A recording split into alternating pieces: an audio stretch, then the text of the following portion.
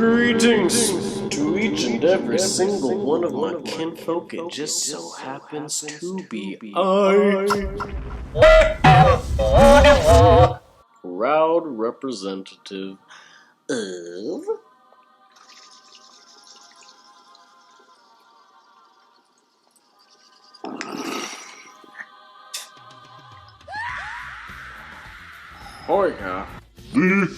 The highest order. coming out y'all today with another installation of Baked Watching, where I get baked and I tell you about something that I've been watching while also being baked. And boy howdy, has my mind been being blown by Neon Genesis Evangelion. I don't know how to really pronounce that shit. But it hit Netflix. It's considered by many one of, if not the #1 anime of all time. Ichiban, bitches. So, what did I think after watching it? I watched the original 26 episode series and the end of Evangelion movie that was put out afterward, because so many people were fucking pissed at the ending, which I thought was amazing. But the movie was dope too. I liked it all. Give me more.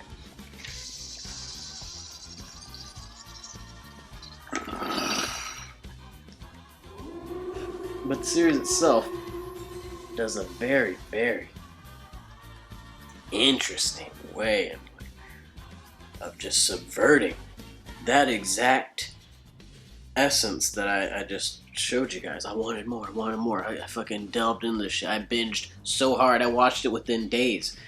And the series subverts that exact call. And they turn the fucking screen back around you. And they make you feel like you're got some fucking mental shit you need to work on. This is actually a series about fucking mental health and self-care in a really convoluted way that combines like the tropes of anime mech series like fucking Gundam.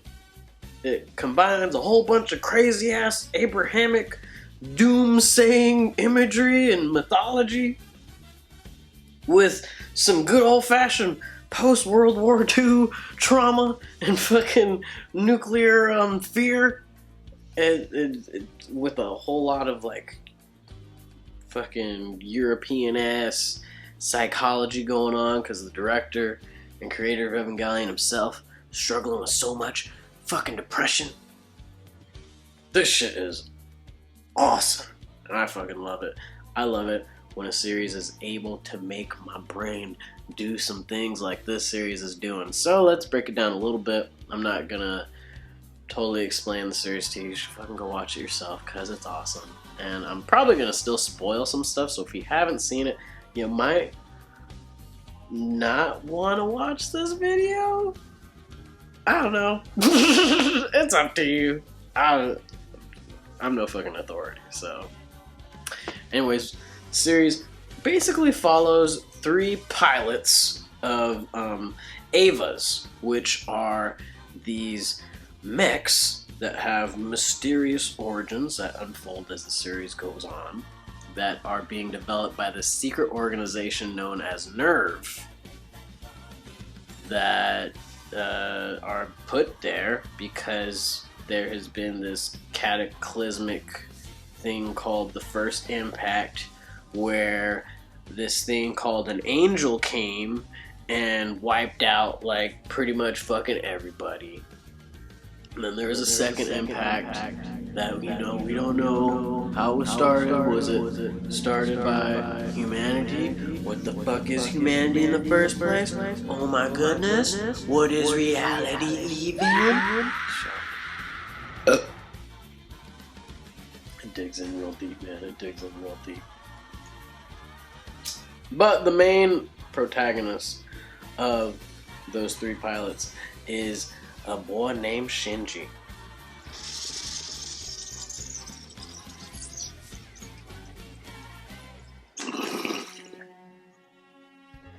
And Shinji Ikari is a protagonist that is completely unequipped to be a protagonist, and he will fucking tell you that every goddamn episode when he has to. And you don't even feel like he's a bitch, because you're like, yeah, I'd be acting the same way, man. You're 14. What's going on here? First of all, when I found out that all these characters were 14, that was a little bit disturbing. Confession time. When I was 12, so I started getting into manga and stuff, and I was also like 12, so you know, puberty, raging hormones. So I was fucking just skimming through shit. I see an Evangelion one. I'm like, oh, this looks like it's got kind of skimpy clothed chicks. They got these bodysuits on. They look like they're basically naked. Thumbing through it. Oh, there's actually naked people in it. I fucking buy that shit. My mom thinks I'm just getting a comic book, but little Woody Wooski is getting some crank material. Woo! But when I was reading it, it was like fucking out of order anyways. It wasn't even the first volume.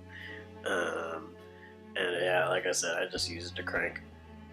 But I was 12 cranking to artistic depiction of 14-year-olds.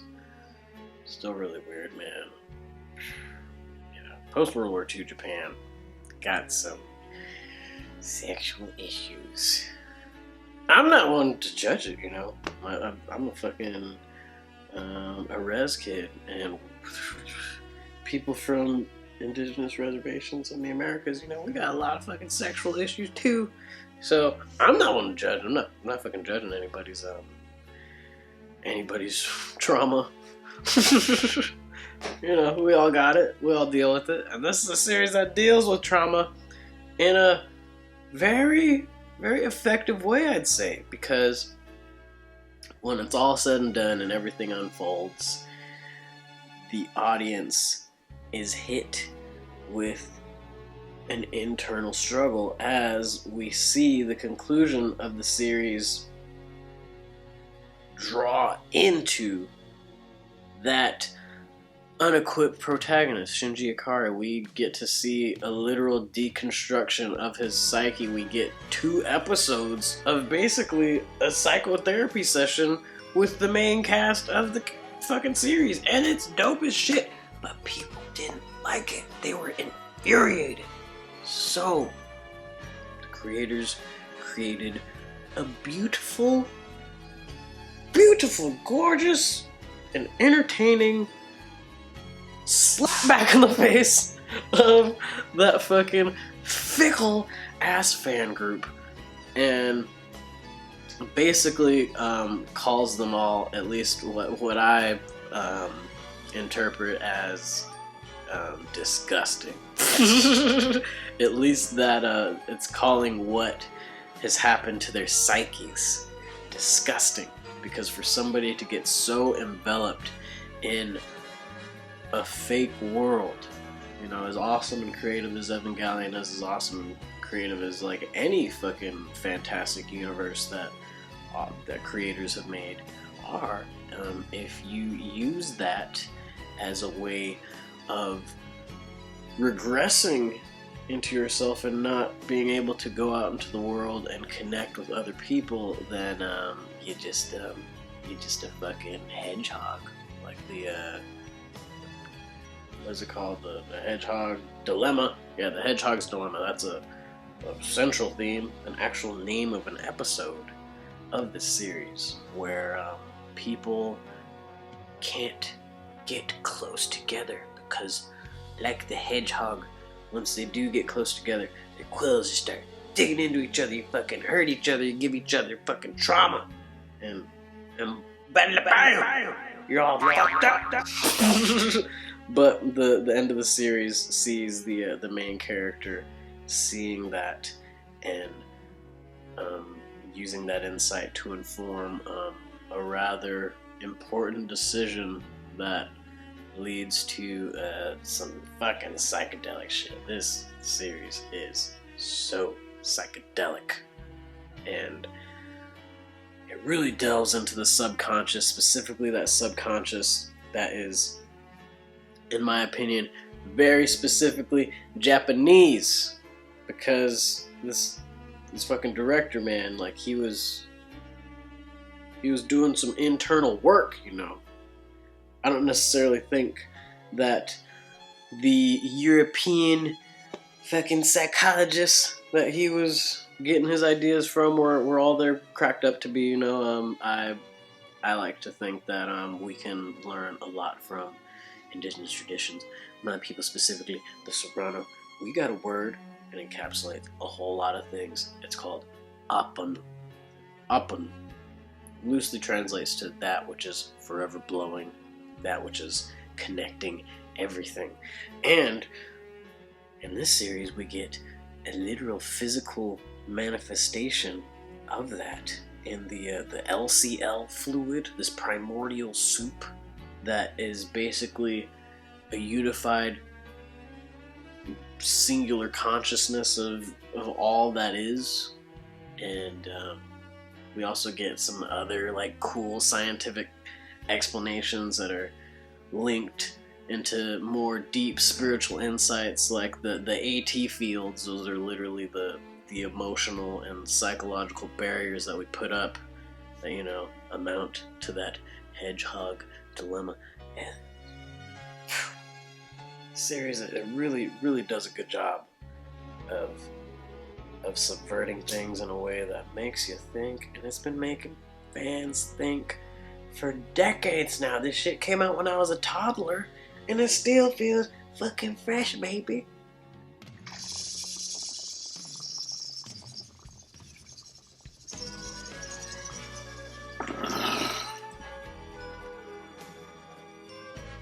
And there's been some people complaining about certain things on Netflix, like people saying that they're that Netflix the dub was bad. I didn't hear the dub. I listened to it in Japanese, and the Japanese voice cast is fucking amazing, and theme was taken out.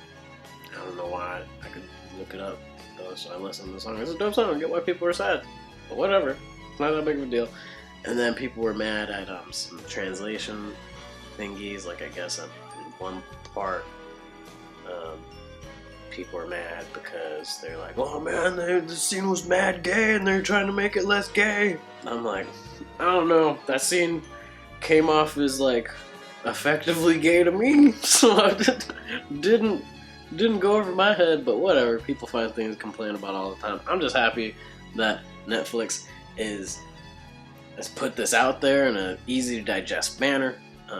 Hopefully I haven't spoiled a lot of things. I really just wanted to give y'all the interpretation of a really stony guy who just thought this was crazy awesome, and I fucking totally understand why all these years I've been being told that this is such a great series. It also really makes me go like, what the fuck? The way this series has been commodified is simultaneously intriguing and disturbing, because like, I guess there's these pachinko games, like gambling games, that have the characters and you can like fucking strip them down and shit, which is just like this feedback loop kind of people being like, yeah, I'm gross, but this is what I fucking do. I like to fucking gamble and look at teenagers take off their clothes.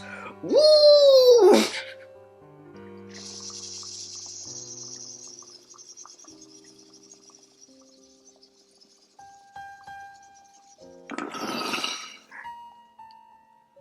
Yeah, but this series will definitely make you fucking dig into your own psyche a little bit, you know. You're gonna you get a lot of fucking like the complex of people just pretty much want to fuck their parents, and people simultaneously loving and hating people at the same time, you know. Shinji fucking be saying all the time, I hate my dad, but the entire series is doing nothing but trying to gain the acceptance of his dad. Yeah, crazy ass show, but it is raw as fuck, I think that y'all fucking like it if you watch it. It'll definitely make you feel uncomfortable. It's depressing as shit. Oh my goodness, this is depressing. But you shouldn't just constantly be trying to be happy, okay? Or the media likes to put out a lot of fucking shallow, happy things because when you're in that mentality, you down to be more of a consumer. And I know that I am telling you to consume this series and like keep adding to that whole craziness. But you know, life is inherently oxymoronic, so whatever.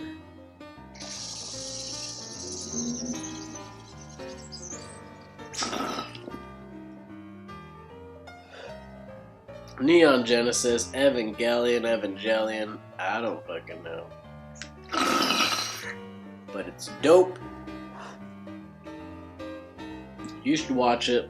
Let me know if there's any other crazy, dope series out there that made you delve into your own psyche and see what's going on in there.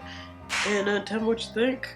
You know, I think in the world that we live in, where a lot of people are regressing more and more into themselves and disconnecting more and more with fucking creation, nature, that deep connection that we have with each other.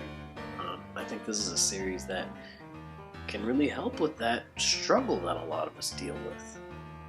Like I said, the movie, it literally turns the fucking camera onto the audience, and it forces them to look at themselves and be like, what the fuck am I doing, man?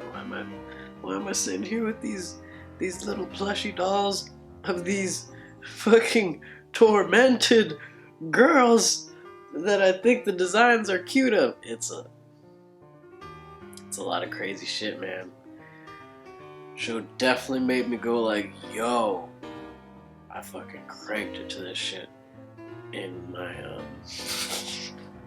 in the infancy of my sexuality being like explored and stuff, and that's probably why I'm a little weird, you know. Even if consciously I didn't know I was making myself weird, subconsciously that shit fucking hit me. So from one traumatized res boy to whoever the fuck you are, Neon Genesis Evangelion is on Netflix, and that shit be slapping. You should watch it. I bid you all farewell. May your path be full of enlightenment.